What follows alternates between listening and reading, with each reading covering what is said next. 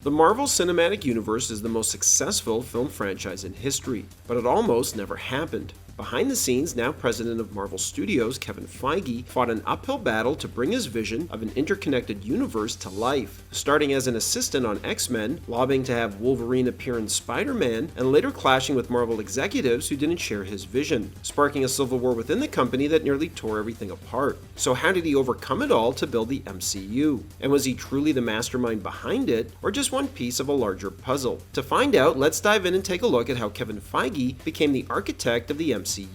While studying film at USC after being rejected 5 times, Kevin Feige noticed that the smartest students were securing internships at major studios. Determined to follow suit, he applied for an internship at Donner Schuller Productions, led by Richard Donner, the legendary director of Superman, and his wife Lauren, an accomplished producer in her own right. Feige landed the role, starting as a receptionist before earning a paid PA position in his final semester. Initially, he considered directing like Donner, but he soon realized that producer Lauren Schuller Donner was at the center of the most exciting projects, constantly working and elevating her team. Her assistant at the time, Scott Stuber, was promoted to work on Free Willy 2, but needed to find a replacement, opening the door for Feige to step in as Schuller Donner's assistant. Following the success of X-Men the Animated Series, 20th Century Fox, along with producer Lauren Schuller Donner, secured the movie rights to X-Men. At the time, Marvel was licensing its characters to Hollywood studios and television networks, but after a series of terrible adaptations like Howard the Duck and Captain America, were determined to exert more influence over how Marvel characters were adapted for the screen. During the production of X-Men, Feige stood out as someone deeply passionate about Marvel's mythology.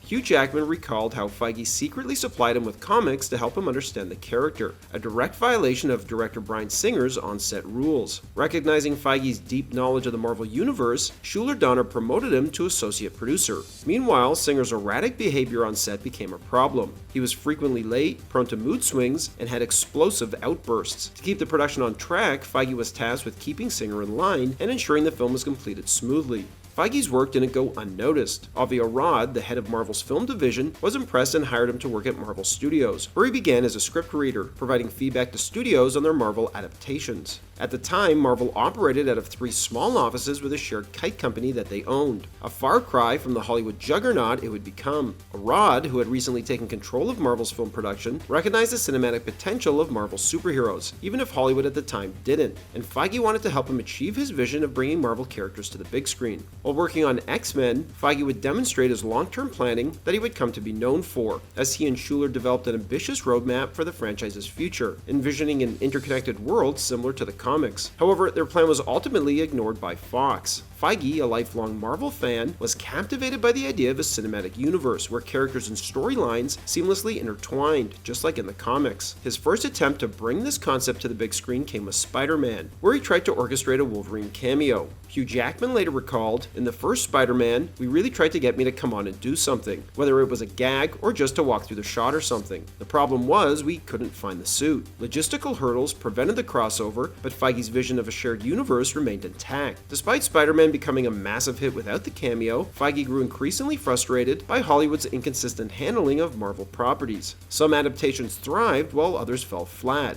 often in Feige's view because studios ignored his and Marvel's input. Additionally, the profits Marvel saw by licensing their characters to studios was minimal. Avi Arad lamented that they were giving away the best part of their business as they sat on a gold mine, struggling to reap the rewards. However, it was another man who helped Feige turn his vision into reality. Entertainment executive David Maisel saw an opportunity and reached out to Avi Arad, who, along with Ike Perlmutter, had taken control of Marvel Entertainment after the company emerged from bankruptcy. Maisel pitched a bold idea: stop licensing Marvel characters to Hollywood studios to produce, and instead produce the films themselves, and mirror the interconnected nature of the comics, allowing for crossovers and team-ups. After convincing them, Maisel was brought on as president and chief creative officer. He later described himself as both Feige's boss and his friend, recalling late-night conversations where they imagined what the future of Marvel films could be. However, Marvel was on the verge of licensing Captain America to Warner Brothers and Thor to Sony, decisions that could have permanently splintered the company's cinematic future. Maisel later reflected, "If I had gotten there 3 to 6 months later, those deals would have been done, and there would be no chance to bring all these characters together."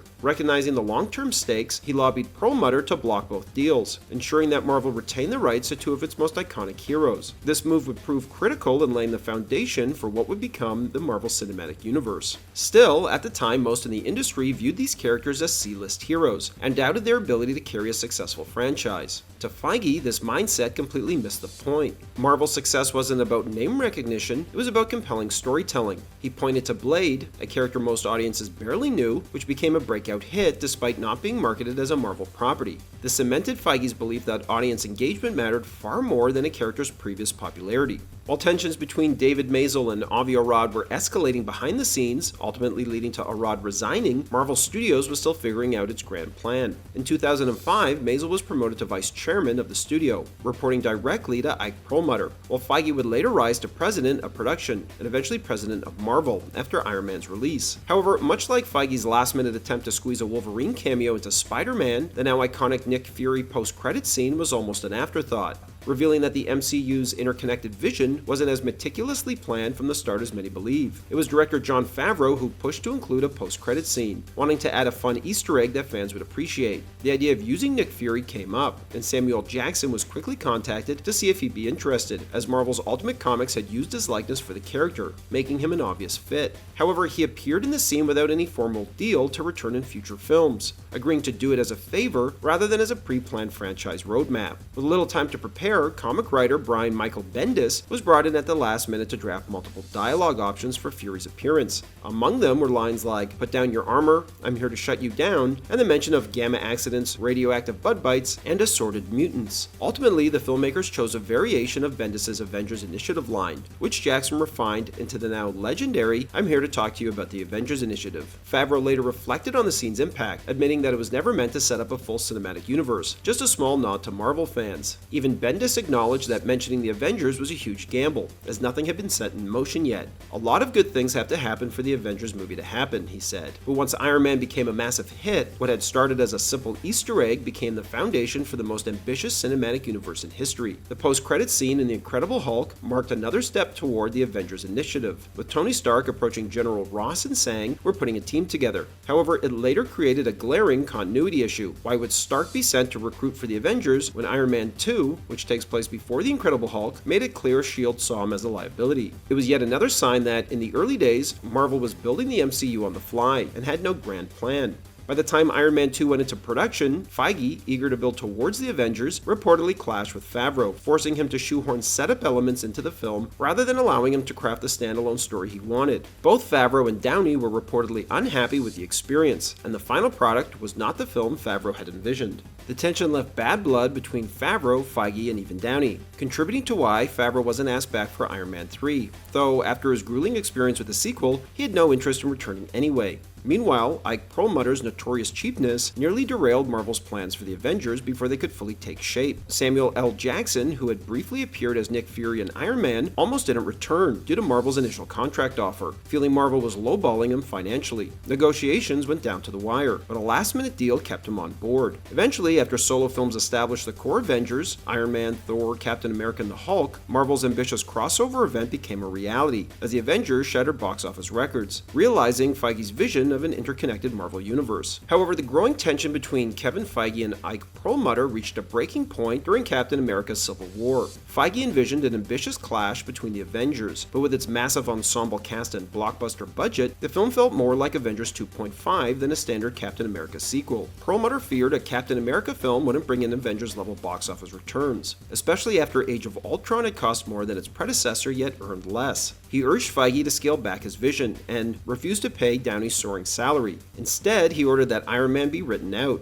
replacing him with the Hulk as the leader of one faction against Captain America. Beyond Civil War, Perlmutter continued blocking Feige's attempts to expand the MCU with more diverse stories, arguing that films led by black actors underperformed at the box office and female superheroes didn't sell merchandise. He actively opposed Black Panther, Captain Marvel, and Black Widow solo films. Fed up, Feige made a bold move. He went directly to Disney CEO Bob Iger and threatened to quit if Perlmutter remained in control. Perlmutter, on the other hand, tried to get Feige fired. Recognizing Feige's value, Iger acted swiftly, stripping Perlmutter of power over Marvel Studios and allowing Feige to report directly to Disney Studios chief Alan Horn. With Perlmutter out of the way, Feige had full creative freedom, and Civil War could move forward as planned. As Sony watched Marvel release hit after hit, Sony's Amy Pascal invited Kevin Feige to her office, and while eating a sandwich, expressed her strong desire to have Feige be more directly involved creatively in making The Amazing Spider-Man 3. However, Feige stopped her and told her he wasn't interested, telling her, "Why don't you just let us do it?"